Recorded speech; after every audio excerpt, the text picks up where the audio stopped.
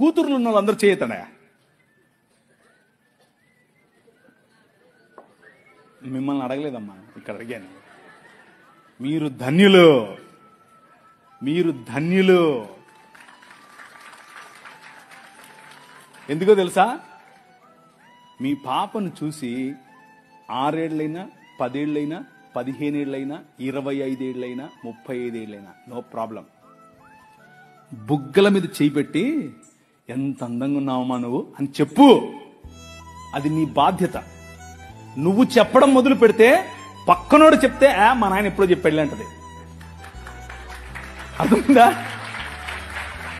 నీ కూతురు దగ్గరికి తీసుకో, కౌగిలించుకొని చెప్పు, ఐ లవ్ యూ బెటా.